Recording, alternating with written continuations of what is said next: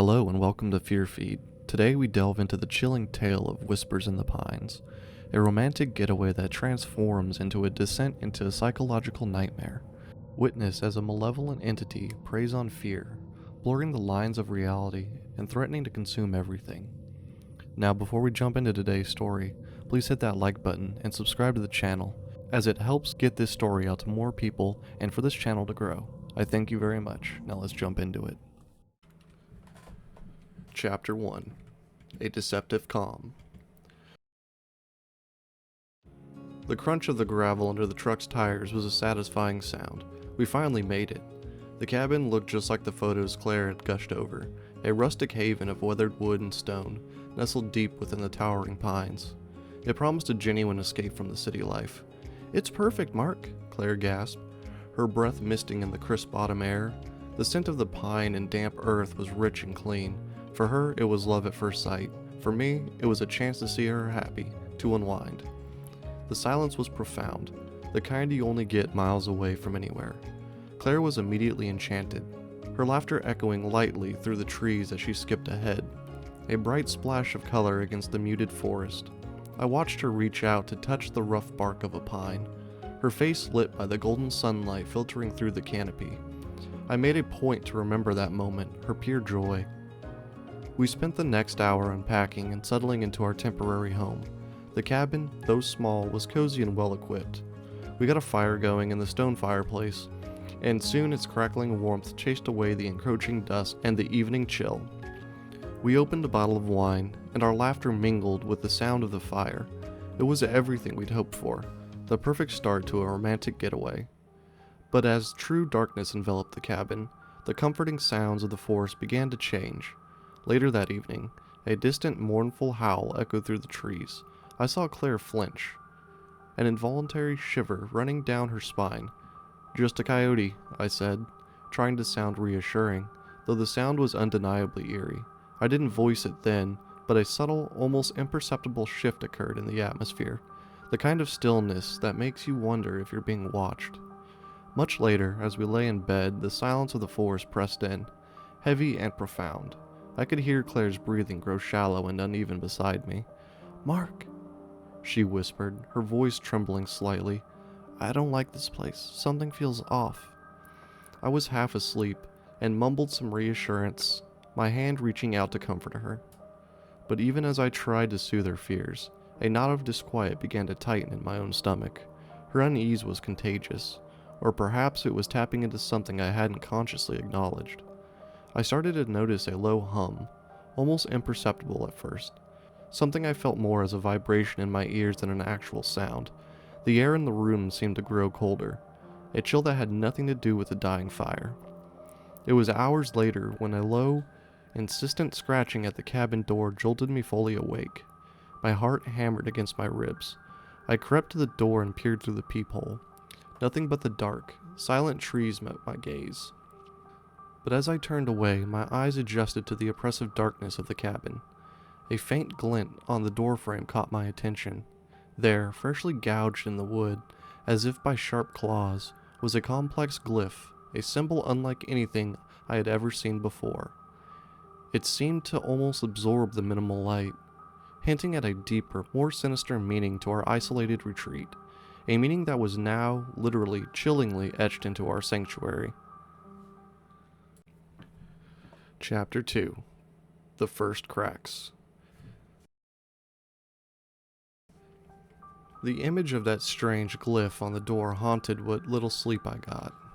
The scratching sound returned later that night, a persistent rasping against the wood, but this time, it was accompanied by a low, guttural humming that resonated deep in my bones, a vibration that seemed to fill the small cabin. Clare bolted upright in bed, her eyes wide with a stark terror I was beginning to understand. "Mark," she whispered, her voice barely audible above the invasive hum. "It's here. It's in the cabin." I tried to reassure her, to attribute the sounds to the wind, to animals, anything but the invasive presence she sensed, that a part of me was starting to sense too. But even as I spoke, I felt that disquieting prickle on my skin again, a sense of something unseen, something malevolent, lurking just beyond my vision.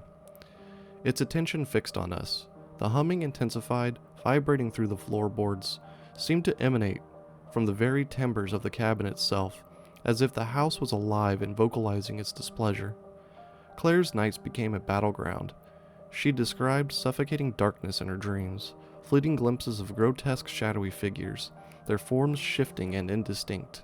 Their whispers, she said, were like oil slithering into her mind, weaving tales of ancient evils. Sometimes she'd gasp awake, speaking of a crushing pressure on her chest. "They were watching me, Mark," she'd say, her voice trembling, eyes still reflecting unseen horrors. They were whispering my name, trying to learn it." Her terror was too deep, too primal to be dismissed as simple nerves. The growing rift between my attempts at rational explanations and the unsettling reality around us widened with each passing hour. I started to notice the shadows in the corners of my eyes seemed to shift with more purpose. The candlelight flickered more erratically, and that incessant humming. It began to feel less like a random sound and more like a sinister, almost instructive intensity. The cabin itself seemed to groan under the unseen weight, floorboards creaking rhythmically, cold drafts snaking through the room despite the fire I kept ablaze. I tried to keep us busy during the day, chopping wood, cleaning, anything to distract from the oppressive atmosphere. But it was a futile effort. The disquiet clung to us, a silent, pervasive presence that dulled the light and strained our conversation. My attempts to reassure Claire that it was all stress and isolation felt increasingly hollow, even to me. One afternoon, I was outside splitting wood when Claire's frantic call pulled me back inside. I found her huddled in a corner, face pale, eyes wide with a stark, primal fear. "Mark," she breathed, "the symbols, they're everywhere now." I followed her terrified gaze. Scratched into the wooden walls, etched into the stone around the fireplace, even faintly visible on the window panes were symbols, intricate, unsettling glyphs that echoed the one I found on the door. They seemed to pulse with a faint inner light, their alien shapes vaguely reminiscent of something ancient, yet with a deliberate, almost instructional quality I couldn't decipher. These weren't random markings, they felt potent, alive, as if they were trying to communicate something.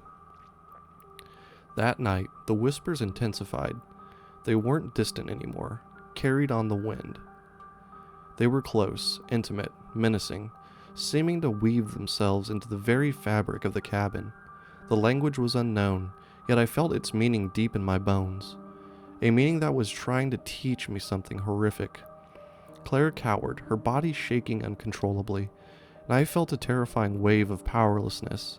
Looking at those symbols, faintly pulsating in the shadows, I had a chilling certainty they were more than just marks.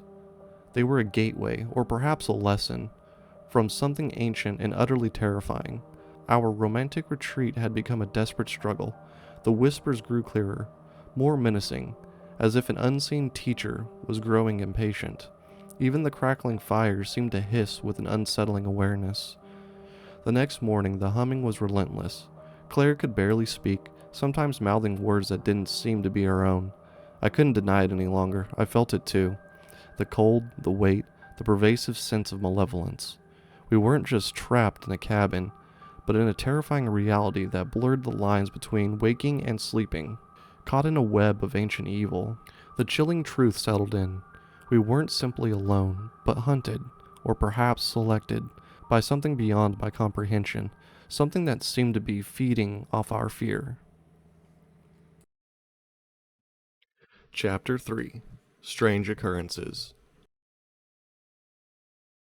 The humming intensified over the next day, a relentless drone that seemed to vibrate not just in the air, but within my very bones. It felt like a physical pressure, trying to dislodge my own thoughts. Claire was a wreck. Curled by the fireplace, she trembled uncontrollably, her eyes vacant, as if staring into some abyss I couldn't see. She muttered incoherently, fragments of old songs, childhood rhymes twisted into something sinister. Her voice filled with a raw, primal fear. When I tried to comfort her, my touch seemed to offer nothing. It was as if a chill enveloped her that I couldn't penetrate. The air in the cabin grew thick, cloying, pregnant with an unseen presence. I found myself constantly glancing over my shoulder. The shadows in the periphery of my vision seemed to wreath and shift with a subtle, mocking life. I couldn't shake the feeling of being watched, observed by unseen eyes that pierced the darkness with cold calculation. The night, Clare sleptwalked. I watched, rooted to the spot by a fear so profound it paralyzed me. As she rose from bed, her movements stiff and unnatural, her eyes wide and unseeing, yet somehow focused on something beyond the cabin walls. She walked to the window, her gaze fixed on the dense, dark pines, and began to speak. Her voice was a low whisper, yet it carried an unnerving resonance. She was conversing with someone or something, in a fragmented stream of sounds that chilled me to the bone. Occasionally I caught a syllable, a tone that sounded like a grotesque mimicry of my own voice, twisted into something subservient and strange. A strange inertia held me back. A deep sense of dread told me I was witnessing some secret, awful communion and shouldn't interfere. When she finally returned to bed, her expression was utterly vacant. For a moment, her breath hitched in a perfect, chilling imitation of that guttural hum before settling into shallow sleep. I sat by the dying fire, my mind struggling to grasp what I'd just witnessed. The rational explanation I'd clung to were crumbling like ash. My understanding of reality was starting to fray. The next day brought no respite. The whispers returned, more insistent, more menacing, seeming to come from everywhere and nowhere at once. They weren't just sounds, they felt like a tactile experience. Each syllable a tiny, cold touch against my sanity, trying to force me into submission. The words themselves were indistinct, but their malevolence was unmistakable. I felt the shadows closing in, an ancient evil seeping into the very fabric of the cabin, suffocating me.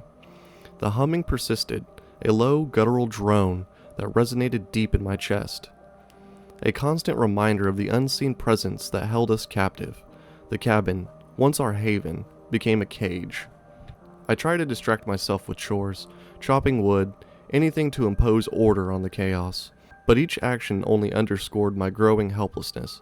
The whispers followed me, sometimes taking on Clare's voice, twisted into taunts about my inability to protect her. I desperately searched the few old books in the cabin, looking for any local legends, any explanation, but found only half-formed thoughts that seemed to echo the horrors plaguing us, as if the cabin itself were seeding my mind with its dreadful past. That evening, the symbols reappeared, not just etched into the wood, but flickering within the shadows, projected on the walls, dancing in the firelight, twisting and changing shape.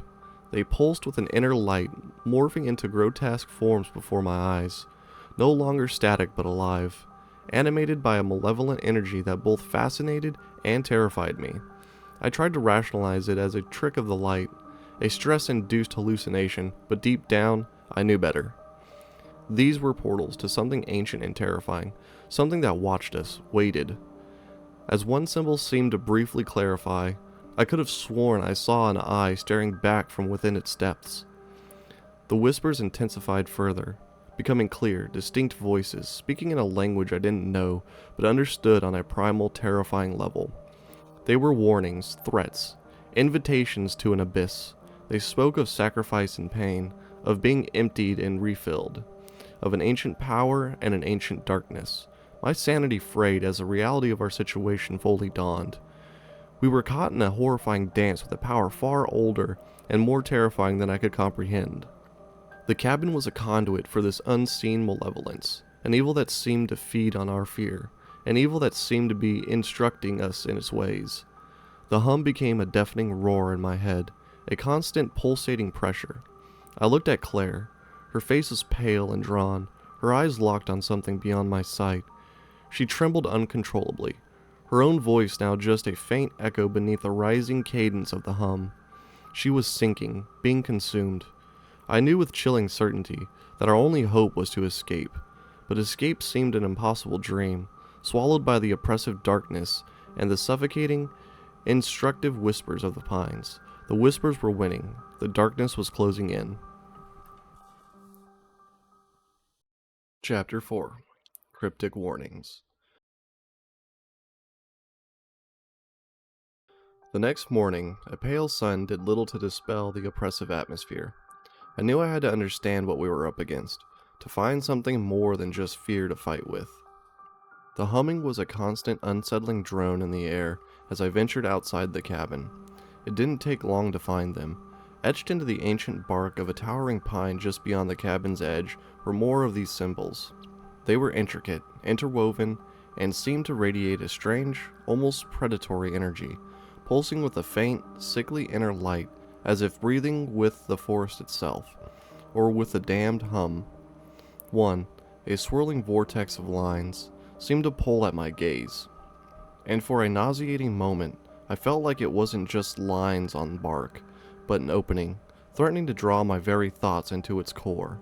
I had a bizarre compulsion to touch it, but a primal scream in my gut warned me away. As I pushed deeper into the woods, my unease growing with each step, I found more. They were scattered among the pines like cryptic messages, etched into fallen logs, smooth stones, even imprinted onto the forest floor itself, as though the very earth was being slowly rewritten. The closer I got to the heart of the woods, the more complex they became, an unfolding tapestry of ancient power, each one feeling like a word and a sentence I was terrified to comprehend. My phone was useless, no signal. I drove to the nearest town, a small forgotten place, and found a dusty local library. After what felt like an age, tucked away in a hidden alcove, I found it, a weathered, leather-bound tome titled Whispers of the Pines. The name alone sent a fresh wave of cold through me. The book was a collection of local folklore, filled with tales of strange occurrences and disappearances in these very woods. Many stories spoke of a malevolent entity dwelling within the pines, a being of immense power whose influence permeated the land. It was described not as a physical monster, but as a formless presence, an ancient evil whose proximity could be felt as a chilling pressure, an intelligence that sought to imprint itself. The book detailed cautionary tales of people who ventured too deep, who paid too much heed to the whispers, and either never returned, or returned changed, their own thoughts no longer their own. One particularly chilling tale described a family centuries ago whose farm was slowly overcome by symbols identical to the ones I'd seen. They descended into madness and vanished, leaving only the unsettling symbols engraved into everything, as if the land itself had absorbed them. Another story mentioned a lone traveler, drawn in by the symbols, which his journey described as a language calling to be learned. His final entry, "They are watching, I speak." The more I read, the greater my dread became. The forest's history, the ancient inhabitants' rituals, to appease and keep this entity distinct. The symbols representing its presence and a boundary it constantly sought to erode. It all painted a horrifying picture. These weren't just markings, they were conduits, a map of a psychic terrain connecting us to the malevolent entity that was actively invading our reality. The book hinted they were pathways the entity used to tap into minds, emotions, souls, to overwrite them. The whispers, the humming, the shifting shadows, all manifestations of its power, woven from our fear and its own alien consciousness. A profound cold enveloped me. Despite the library's stuffy air, I had to get back to Clare, to get us out. But as I drove, the image of what I might find at the cabin filled me with a paralyzing fear. When I arrived, the cabin was quiet, too quiet. I found Clare standing at the edge of the forest, near a large ancient oak where I'd seen the densest cluster of symbols. She was completely absorbed by their strange, pulsating glow, her face illuminated by an eerie, unnatural light, as if in a trance. She was talking softly to the tree, her words indistinct, but the tone, the cadence, carried an unsettling familiarity. It was a language I didn't understand, yet it resonated deep within me, like a distorted echo of Claire's own speech patterns. Interwoven with that guttural hum, her voice sounded layered, as if her own was a faint melody struggling against a stronger, deeper harmony.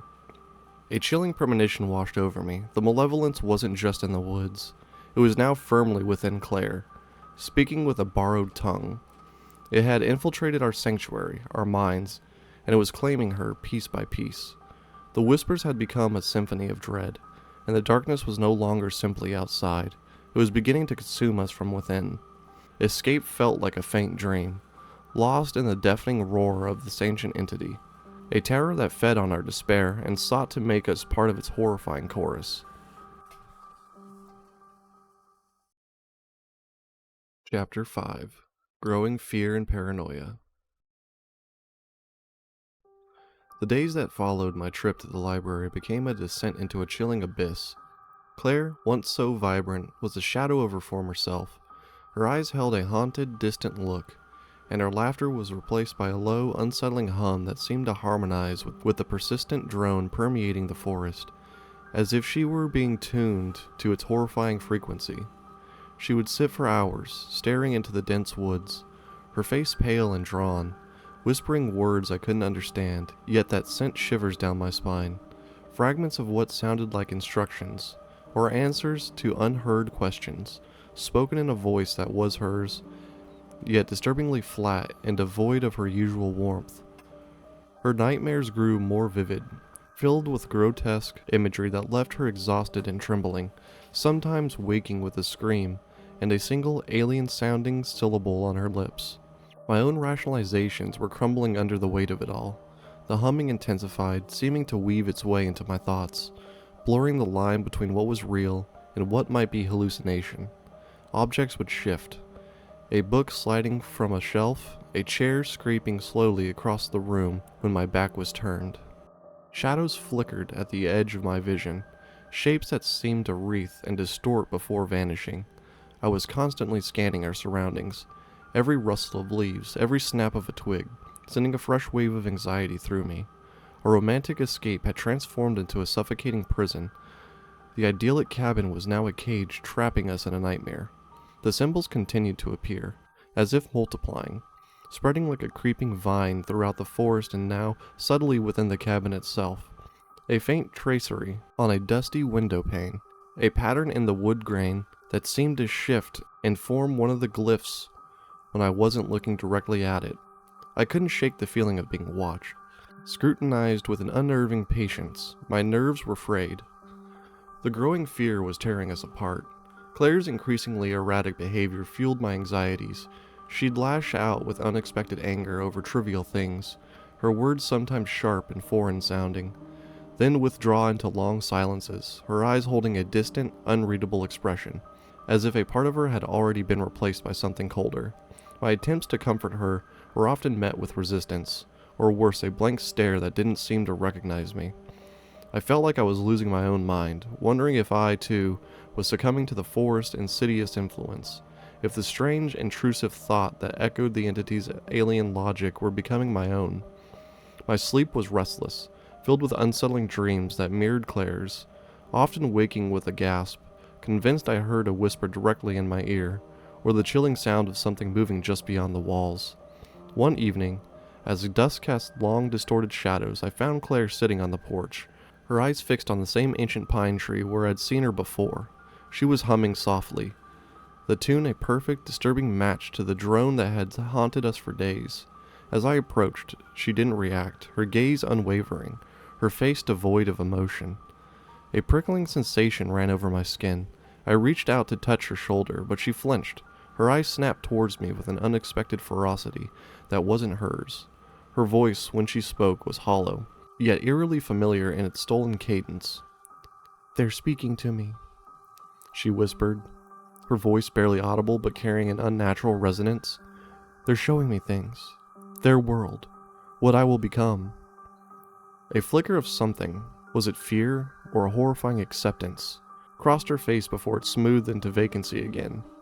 Panic surged through me. The symbols, I realized with dawning horror, were active pathways through which some unseen force was communicating with Claire, influencing her, hollowing her out and refilling her with its own essence.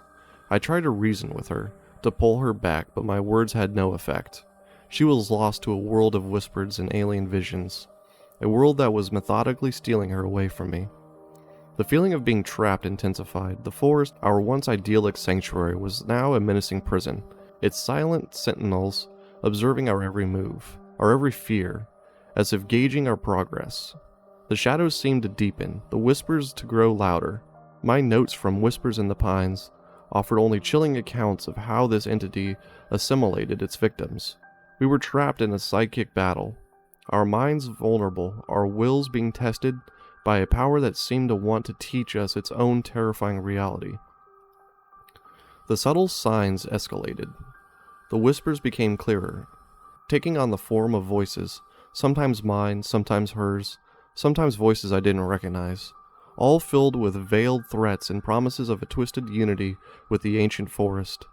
I felt a persistent pressure on my mind, an influx of disturbing images and thoughts that were not their own, like cold, smooth stones, dropped into the pool of my consciousness. The lines between reality and hallucination continued to blur. The fear was now so palpable it hung in the air between us like a suffocating blanket, a tangible presence that seemed to feed on our terror. Even as it whispered, that fear was merely a gateway.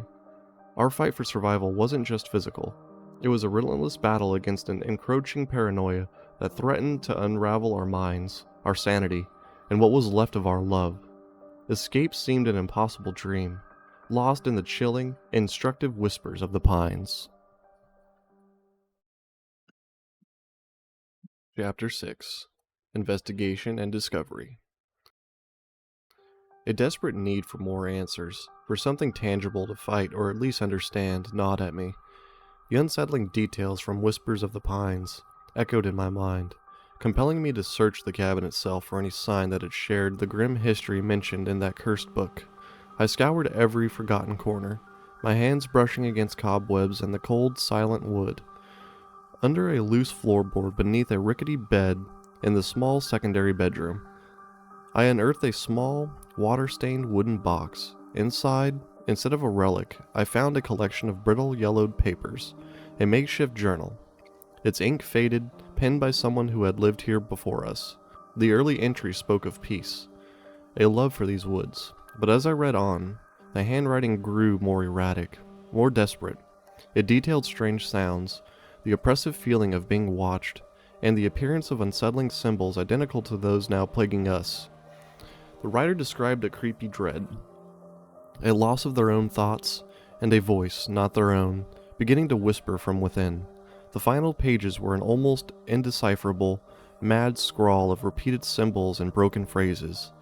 It wants my voice. It wears my thoughts. Not me, not me. The symbols etched into the final page seemed less random now, more like a deliberate, chilling signature. The journal didn't mention Aethelred by name, but its account of a malevolent entity dwelling within the ancient pines, feeding on fear and despair, its whispers weaving into minds and hollowing them out, was a terrifying echo of the horrors Clare and I were enduring. A cold resolve settled over me. I found Clare sitting by the window, humming softly to herself, her eyes distant. I explained what I found, my voice low and urgent, trying to pierce through the fog that seemed to envelop her. To my surprise, a flicker of her old self seemed to respond to the desperation in my voice. Together, our earlier fear, now tempered by a grim determination, we ventured out into the forest. The forest, seen through the lens of the library book's revelations and the cabin journal's horrors, felt vastly different. Every gnarled tree, every shadowed hollow, seemed to hold a dark secret. Our exploration, guided partly by a strange pull Clare seemed to feel, and partly by my desperate hope to find something to end our torment, led us to a hidden clearing. There we found the remnants of an old stone well, its entrance concealed by overgrown vegetation. The air here felt heavy, suffocating, a palpable sense of dread hanging in the stillness. The symbols were etched deeply into the well's weathered stones. Suddenly, a chilling wave of cold swept over Clare, and she shivered violently. Her eyes widened. Her breath became rapid. She pointed a trembling finger towards a faded inscription carved near the well's mouth, a single word, barely visible, yet unmistakable: Aethelred. The name hit me with a profound unease, a chilling familiarity from the library tome, the linchpin connecting the cabin's history, the symbols, and the oppressive force. My phone predictably had no signal. We were utterly alone, surrounded by the ancient forest, with its whispers, its secrets, and now, its named tormentor.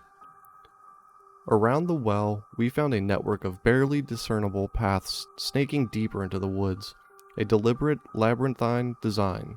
Claire's trance-like state returned with greater intensity, her eyes fixed on some unseen point deeper in the woods. "He's calling to me," she whispered, her voice taking on that resonant, layered quality that I was beginning to dread. "Aethelred, he wants something. He says he's been waiting." Fear gnawed at me, but a desperate, perhaps foolish hope that I could still pull her back propelled me onward. I knew this path was fraught with danger, but I couldn't leave her. I tried to hold her hand, but she recoiled sharply, her eyes clouded by fear and something else, something that felt almost alien, proprietary, an unnerving detachment that chilled me to the bone, as if my presence was now the intrusion. As we delved deeper, the whispers intensified, morphing into distinct voices. Some were twisted echoes of our own past conversations, others strangely alien, all weaving a tapestry of fear and false promises of release, of power. If only we would yield. The forest seemed alive, pulsating with a dark energy, feeding on our fears.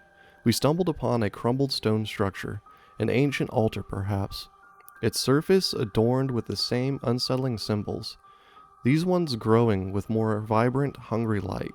The air grew colder, the whispers louder, coalescing into a single, dominant voice that seemed to emanate from Clare herself, even as her lips barely moved. Her movements becoming increasingly erratic, her eyes rolling back until only the whites showed. A low growl escaped her lips, a sound that was not human, primal, terrifying, an answer to an unspoken call. My rational mind, already stretched thin, threatened to break. I was fighting not just this entity, but the insidious paranoia it fostered. Whispers in my own thoughts suggesting Clare was already gone, that I should save myself. The line between reality and delusion had completely shattered. I tried to hold Clare close, but her body was rigid, resisting. Our sanctuary had become a living nightmare, a feeding ground. The fight for our sanity, our very lives, had only just begun, and the whispers, no longer whispers but terrifyingly clear promises, seemed to come from an entity that believed it had already won. Chapter 7. Confrontation in the Forest. The gnarled branches of the ancient pines clawed at the bruised twilight sky as we pushed deeper, the path growing more treacherous, almost seeming to guide us. The air hung heavy with the scent of damp earth and decay. Clare's hand was limp in mine, her movements stiff, guided by some unseen current. The fear in her seemed to have been replaced by an unsettling calm that bordered on the vacant. A significant part of her, I feared, had already been claimed. The whispers were a cacophony now, weaving around us, a chorus of unseen entities, some mimicking my own voice in distorted, questioning tones, others speaking in that layered, humming cadence I now associated with whatever was consuming Clare. Suddenly, a guttural growl echoed through the trees, so primal, so inhuman, it sent a shiver of pure ice down my spine. I instinctively pulled Clare closer, but she offered no reaction, as if the sound were a familiar greeting. It was followed by the snap of twigs, the rustle of something large moving through the undergrowth, unseen but felt. The air grew colder, a palpable chill seeping into our bones. The forest seemed to press in, the trees like living walls, their shadows twisting into grotesque shapes, animated by a hungry, watching energy. I could feel the malevolent presence of Aethelred, a tangible force pressing against my chest, trying to suffocate me. We stumbled into a clearing, a circle of gnarled ancient oaks. In the center stood a towering stone monolith, its surface covered in the same cryptic symbols we'd seen before, but these pulsed with a brighter, more insistent inner light, seeming to writhe like living things under the stone's surface. As we were drawn towards it, the whispers intensified, sharper, more focused, now almost entirely in that resonant voice that had claimed Clare. She began to tremble, her body racked with unseen spasms. Her eyes rolled back, revealing the stark whites. A low moan escaped her lips, a sound of pure, unadulterated terror mixed with a disturbing note of ecstasy. It was the sound of her last vestiges of self being stripped away. I cried out her name, reaching for her, but as my fingers brushed her arm, an icy shock pulsed through me. For a horrifying moment, her form seemed to waver, to become translucent, as if she were made of smoke and shadow. I recoiled, my heart plummeting. The whispers grew louder, swirling around me, a tempest threatening to shatter my sanity. I saw fleeting shadows, distorted figures in the periphery. I heard whispers directly in my ear, promises of power, of oblivion, of a twisted union with the entity. If only I would open myself to its truth. My voice, or a perfect imitation of it, was among them, calling my name, beckoning me to join her. The forest itself seemed to be alive, reaching out, probing my mind, urging me to understand. The monolith pulsed with a sickening energy that seemed to drain the very life from me. I felt a crushing weight on my chest, a feeling of utter despair. Suddenly, a blinding flash of light erupted from the monolith, followed by a deafening roar that seemed to tear through the reality itself. I shielded my eyes, my ears ringing. When I dared to open them, the clearing was empty. The monolith was gone, replaced by a gaping chasm in the earth, its darkness absolute, seeming to swallow even the faint light from the sky. Clare was gone. I stumbled back, a scream trapped in my throat. The whispers were gone, replaced by a chilling silence far more terrifying than any sound. I was alone, in the heart of the forest that had consumed my love and stolen her soul.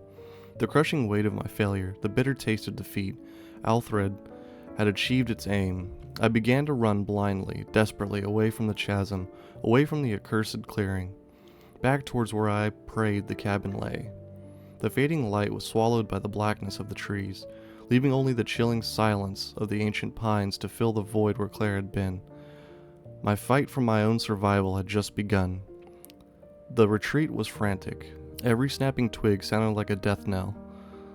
The familiar path felt alien, twisted. My breath came in ragged gasps. I stumbled, fell. The wind knocked out of me, scrambled up, and kept moving. My senses were painfully heightened. Every shadow, every shift in the density of the forest felt pregnant with menace. I felt watched, stalked, by unseen eyes, by Aethelred's attention, perhaps even from within the recesses of my own mind. The oppressive weight of the forest seemed to lessen almost imperceptibly as I neared what I desperately hoped was its edge. The trees gradually thinned. Finally, emerging from the woods, I collapsed onto the soft earth, gasping for breath, my body racked with exhaustion. The relief was immense, but it was quickly replaced by a deep, gnawing sense of loss that was a physical ache in my chest. I had lost Clare, and a part of me died in that forest's suffocating embrace. I had survived, but the victory felt hollow, meaningless. I looked back at the dark, looming pines. I knew, with a certainty that chilled me to the bone, that the forest held its secrets close, that the malevolent presence still lurked within, waiting, and I knew with a sickening dread that I would never truly escape the whispers in the pines, the haunting memory of Clare's vacant stare, the terrifying blend of terror and ecstasy on her face before she vanished, would forever be seared into my consciousness. The escape was physical. The psychological battle I feared had just begun. Chapter 8: The Entity Revealed. The cabin felt violated. The silence that greeted me was heavier, more oppressive than before, charged with the fresh horror of Clare's absence. Our idyllic retreat had become thoroughly defiled, the cheerful decor now a grotesque mockery against the palpable dread that clung to the walls. A dread that carried the faint, foul scent of ozone and damp earth from the chasms in the woods. I ran a trembling hand over the rough-hewn wooden table. Even the grain felt alien, as if it pulsed with a subtle, residual energy from the entity's triumph. Photos of us, smiling, were scattered across it, each one a stab of pain, a testament to what Aethelred had stolen. Clare's laughter seemed to echo mockingly in the sudden, unnerving stillness. Driven by a desperate need to understand, I returned to the small wooden box and the previous inhabitant's journal. I spread out my own hastily scrawled notes from Whispers of the Pines, comparing, searching, my mind racing. The journal, when cross-referenced with my notes from the tome, painted a horrifyingly consistent picture of ancient rituals and forgotten powers that manipulated minds and warped perceptions.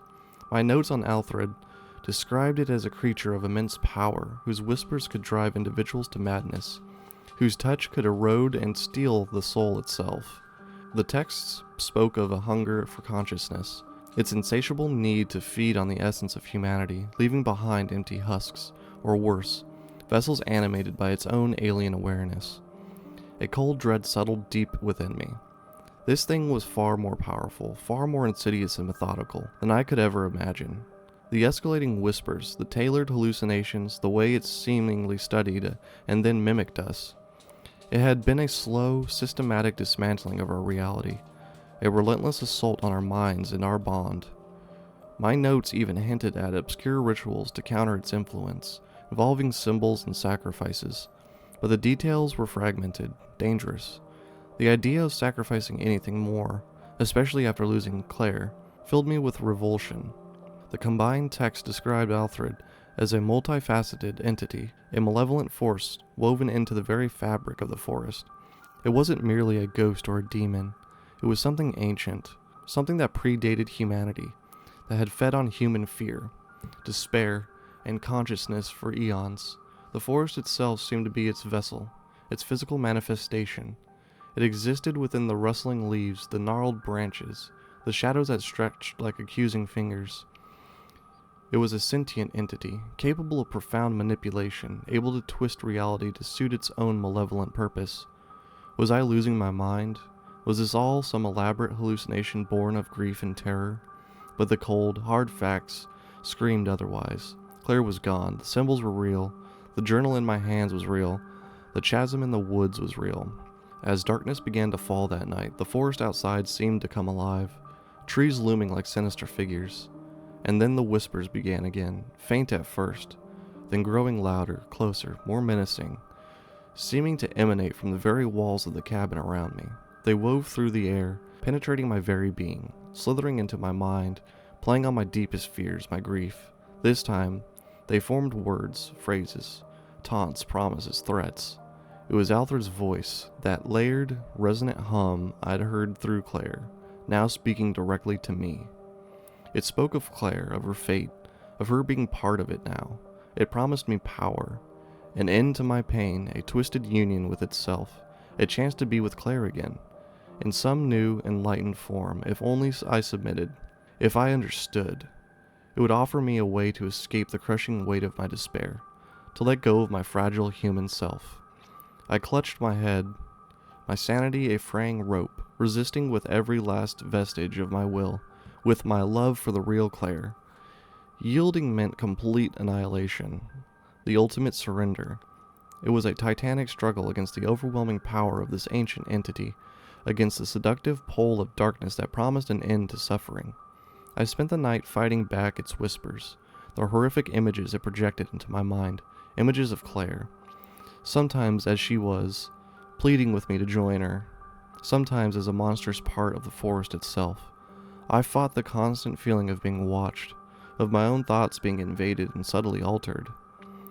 When dawn finally came, the whispers receded with the darkness, but the respite was short-lived. The forest was still a dark and malevolent presence. Its trees seemed to watch me with malice. I knew I had to escape this place, but I also knew Aethelred wouldn't let me go so easily. The battle was far from over. Its influence lingered, a malevolent seed planted deep within my mind, a constant reminder of my loss and the chilling nature of the evil I had encountered. I knew, with a chilling certainty, that the whispers in the pines would forever haunt my dreams. My fight for survival had only just begun. This escape was merely the start of a psychological struggle against the lasting grip.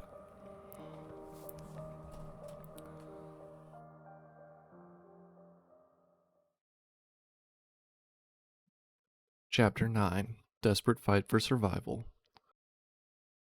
The sun, when it rose, was a pale disk behind a veil of mist, offering little comfort. My body ached with a profound, bone-deep soreness, my mind a battlefield ravaged by the night's relentless psychological assault. The overt whispers of Aethelred were gone, or at least muted to a dull thrumming at the base of my skull, but their insidious residue lingered, a cold dread that coiled in my gut, a chilling echo of its voice promising I would never truly be alone again. I felt violated, my very essence tainted, as if a part of my thoughts no longer felt entirely my own. The forest outside the cabin now felt like a sentient, malevolent entity. Every rustle of leaves, every snap of a twig, was a potential threat, a reminder of Aethered's pervasive presence. I had to escape, but the cabin, once a refuge, now felt like a prison cell. its walls closing in, the oppressive weight of the forest pressing down, eager to reclaim me. I found a rusty axe leaning against the cabin wall. Its weathered handle felt reassuringly solid in my trembling hand, a tangible link to what little strength and determination I had left. The weight of it was a comforting counterpoint to the crushing weight of my despair. I began to hack at the thicket blocking the most direct path from the cabin, the axe biting into the wood with a satisfying thud. The physical exertion was a brutal, welcome distraction, a tangible action against the intangible horror that had consumed Clare and tried to consume me. Sweat beaded on my forehead, mixing with grime. My muscles screamed, but I pushed on, fueled by a primal need to survive, and a burning, furious grief. The forest fought back. Its resistance felt almost deliberate, intelligent. Thick vines, like woody tendrils, snaked across my path, attempting to ensnare my legs. Thorns, hidden beneath innocent-looking leaves, tore at my skin, drawing blood, but I ignored the pain. My focus honed on my single goal, escape. I stumbled and fell more than once, the forest floor a treacherous landscape of unseen roots and still rocks, each fall feeling like the forest itself was trying to pull me down, to keep me. The deeper I forced my way from the cabin's immediate vicinity, the more pronounced the sense of being watched, of being stalked, became. A constant prickling on the back of my neck, the unsettling sense of unseen eyes boring into me, Aethelred's attention, perhaps even observing from within the recesses of my own mind. I felt its malevolent presence not as direct whispers now, but as a chilling pressure in the air, a palpable malice. The trees seemed to lean in, their branches like grasping, skeletal fingers, their shadows sometimes forming patterns that chillingly echoed those damned symbols. Each swing of the axe was a declaration of defiance. My strength ebbed and flowed, exhaustion battling with sheer adrenaline. I imagined Clare's face, not the vacant, possessed version, but her true smile, the warmth of her hand in mine from the time that felt eons ago. The memory was a flickering candle against the encroaching darkness, a powerful fuel. Pushing through dense undergrowth, the mud sucked at my boots. I discovered a small, barely discernible path, little more than a deer trail, overgrown and winding, yet it offered a glimmer of a route not directed by the forced immediate hostile opposition. I followed it, my heart pounding, having no idea where it led, only that it was away, away from the cabin, away from the chasm, away from the direct locus of Aethelred's power. The trail led me deeper into the forest initially, then seemed to curve outwards, across rushing, swollen streams that I crossed on fallen, slick logs, adding more scrapes and bruises to my collection. The terrain was unforgiving, demanding every ounce of my physical and mental strength. As dusk began to settle, the forest took on a new layer of menace. Shadows deepened, swallowing the fading light, transforming familiar shapes into monstrous figures that lurked at the edges of my vision. The air grew colder, and the silence, broken only by occasional rustles of leaves or my own ragged breathing, was more oppressive than the whispers, filled with an expected, predatory stillness. Exhaustion threatening to overwhelm me, but I pushed on. I knew that if I stopped, if I allowed myself to rest, I would succumb to the darkness, the forest, and Aethelred would claim me. Finally, after what seemed like an eternity of pain and fear, I broke free. I emerged into a small clearing, the sight of the open sky, a shocking relief. I stood there swaying, catching my breath, my body trembling, my mind reeling. I didn't know where I was, only that I was out of that dense forest, out of the immediate reach of its suffocating, malevolent presence. The escape felt hollow, though. The victory was bittersweet. I had survived the physical battle, but the mental wounds, the insidious touch of Aethelred on my mind, were far from healed. The memory of Clare, the haunting whispers, the terror in her eyes, these things would forever be etched into my memory, a horrifying brand on my soul. My survival had come at a terrible cost. I had escaped the forest, but a part of me, the part that Aethelred had touched and tried to claim, remained trapped within its dark embrace. The fight for my physical survival was over, but the fight for my sanity, for the integrity of my own thoughts and soul, had only just begun.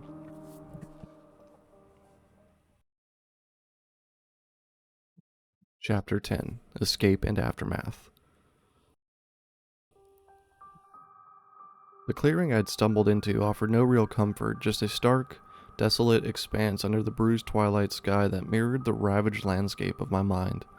I collapsed onto the soft earth, the initial relief of escaping quickly fading into a bone-deep exhaustion that seemed to pull me down into the soil itself.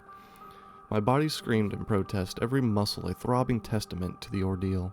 Scratches and deeper abrasions crisscrossing my arms and legs. My clothes were shredded, and I could taste blood mixed with gritty dust in my mouth. I lay there for what might have been hours, drifting in and out of consciousness.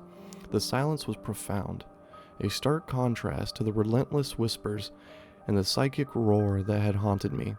Yet this silence was somehow more unsettling, a suffocating blanket that pressed down, amplifying the throbbing in my head and the violent trembling in my limbs.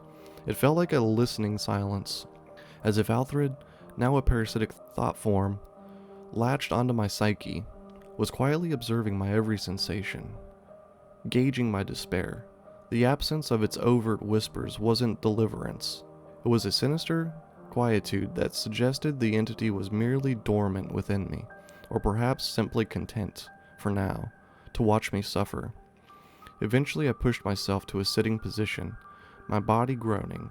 I looked back at the forest, its silhouette a menacing black mass against the fading light. I couldn't see the cabin or the chasm where Clare had been taken, but I felt their presence, a malevolent anchor pulling at my memories, dredging up the horrors with a clarity that felt both like my own recollection and a cruel, imposed replay. The escape felt unreal, a fever dream.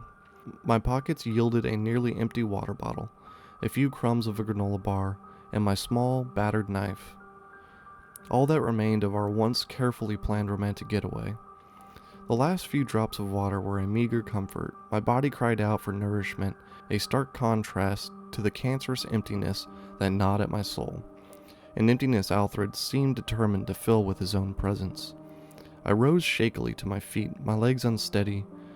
The setting sun cast long, distorted shadows, transforming the ordinary landscape into something sinister. Every rustle of unseen nocturnal creatures, every snap of a distant twig sent jolts of fear through me. The forest, a place of idyllic beauty just days prior, now seemed an alien landscape, hostile territory governed by an ancient, parasitic consciousness. I felt a profound sense of isolation, not only from other people, but from my own self. The essence of who I once was fragmented by the entity's intrusion. As darkness descended fully, the temperature plummeted. I stumbled onward, guided by a desperate intuition. The night was a battle against the cold, the darkness, and the lingering dread that clung to me like a shroud. A dread now tingled with the horrifying possibility that the evil was no longer just external. I found a shallow cave beneath a rock overhang, a meager shelter, but little refuge from the terrors that haunted my mind. Sleep evaded me. I was haunted by images, Clare's terrified face before she vanished, her eyes reflecting a horrifying combination of fear and alien acceptance. The cryptic symbols burning themselves onto the inside of my eyelids. The memory of Aethered's voice still echoed in my mind. A relentless chorus of dread, sometimes twisting into Clare's voice, distorted and pleading. A new torment, I suspected, was the entity's design. I longed for any human companionship, for the safety of normalcy. When dawn finally broke, it offered little solace. I emerged from my makeshift shelter, my body stiff and aching, my mind a battlefield of fear, exhaustion, and invasive thoughts. I was a shadow of my former self, yet driven by a stubborn will to survive, to not let Aethelred win completely. Days blurred into nights, marked only by the relentless rhythm of my footsteps, the gnawing hunger, and the ever-present fear that coiled within my gut, a fear that sometimes whispered in a voice that was almost, but not quite, my own. My body was a map of arduous escape. My mind was a shattered landscape, populated by the ghost of my ordeal and the subtle, persistent echoes of Aethered's consciousness. Eventually, far beyond the immediate oppressive aura of those ominous pines, I stumbled upon a dirt road. Hope, a fragile, flickering thing, grew with each agonizing step until I saw a house in the distance. The sight of the small, modest dwelling brought a raw sob to my lips, tears tracing paths through the grime on my face. Saved. I was out. But the relief was fleeting, quickly overshadowed by a wave of apprehension. The house offered rescue, but also a stark reminder of all I had lost, of the life that no longer existed, and of the part of the forest that I now carried within me. My escape had been brutal. The physical wounds were less significant than the deep emotional and psychological scars, the chilling awareness of my own mental compromise. I had escaped the malevolent presence in the forest, but its echoes, its insidious touch, continued to resonate in the silent spaces of my thoughts. This wasn't an ending, but merely a terrifying, unpredictable beginning to a new internal struggle. The forest might be behind me, but its parasitic grip on my psyche would likely persist, a haunting reminder of the terror I had endured, and the evil I feared I hadn't fully left behind.